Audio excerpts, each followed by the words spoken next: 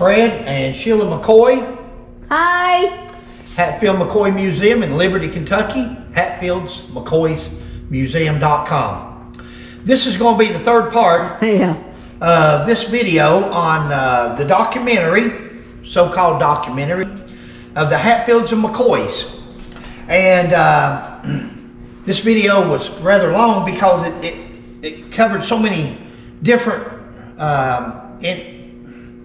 inconceivable or incorrect comments and statements that it's took us 3 videos to cover it all. We're almost done. We're down to the wire.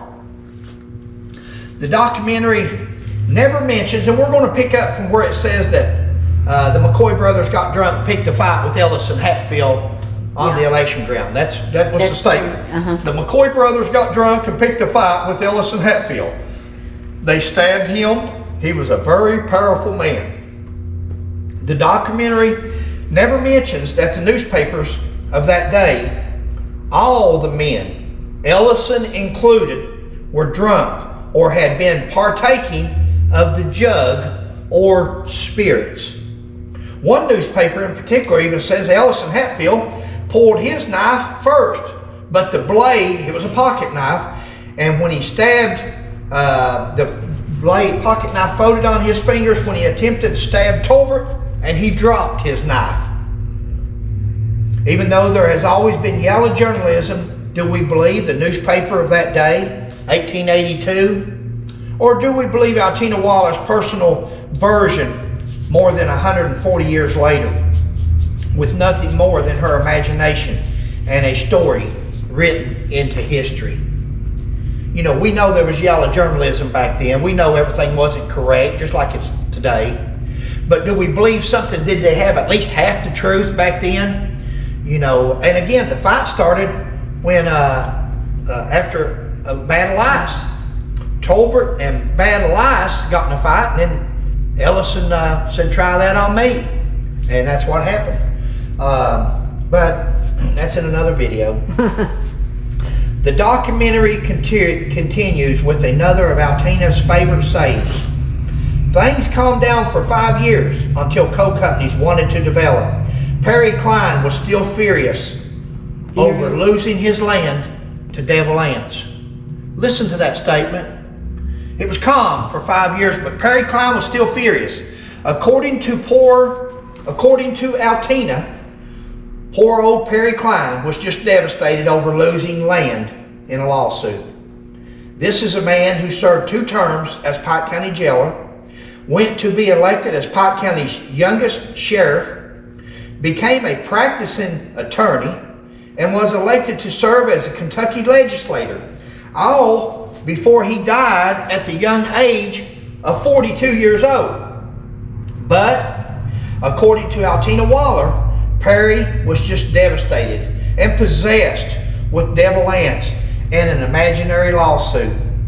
Until we ever see proof, however, for the sake of argument, it would make no difference if there had been a suit over property. Devil ants he didn't care about owning property. He had already got the timber off of this property. That was his MO. Let me move this around here if you can. And I'll switch this over here. Yeah, it's Okay. For the sake of argument, Perry's brother said ants was trying to take their property by the muzzle of a gun. That's in a statement. That was in a newspaper statement where Perry Klein's brother, they were 12 and 14 years old, and he said that they'd met with devil ants at the property or something, and devil ants saw he cutting the timber on the property. He said that devil ants was trying to take their property by the muzzle of a gun. And Perry was not upset over property. It was the murder of his brother-in-law Asa McCoy, who was mustered out of the Civil War in December the 24th of 1864 due to a gunshot. He was a civilian, yet he was killed, murdered, under color of Civil War by ants, Jim Vance, and other bushwhackers on January the 7th of 1865. Perry had to step up and help in raising his sister's orphan children, only to have the youngest son, the youngest boy, killed when he was shot in the back by Crazy Jim Vance and Cap Hatfield when he swam across the Tug River. So maybe it wasn't as much about land as so-called authors and historians want folks to believe. I don't remember watching this so-called documentary for educational purpose. I don't recommend watching this documentary for educational purpose. However, I do recommend watching it to see how people can distort the truth, or at least cause enough doubt to fool you into thinking they know what every person did and how they were thinking back in that time, during and even after the feud. And yes, make no mistake, it was a feud. She's going to put this picture on there, this board, and you can go read it probably a whole lot better than I can. You can go back and study it if you want. Go watch her video. The title's right there. It's 5 minutes long, and it's 5 minutes of falsehoods.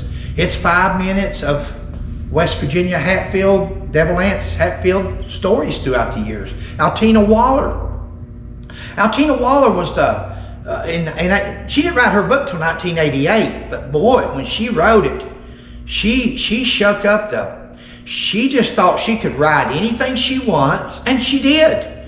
She wrote what she wanted, and nobody did challenge it.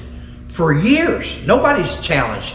Some authors credit her with being the best author that was ever, because she says it was economical, political, no, it had to do with family members getting killed and burned up and shot. Okay, I'm beating a dead horse. Yep. She's looking at me. And it's all good. I know when to shut up, but again, I expect these to go down for keepsakes, for history, and for people to look at, if nothing else, our grandchildren one day. That's right. And they can see the truth as to how stories got developed and out of proportion throughout the years. And if there's only one video out there to set it straight, let this be it. But at least there'll be one that draws a line there and says, hey, these stories are not true. This is not a documentary. This is somebody wanting to make a YouTube video and thinking that they would never have to stand up to what they're saying. And we're holding them to the bar. Thanks for joining us, Fred and Sheila McCoy, keeping it real. Sheila. Please like and subscribe. See you next Thank you time. for watching. Bye.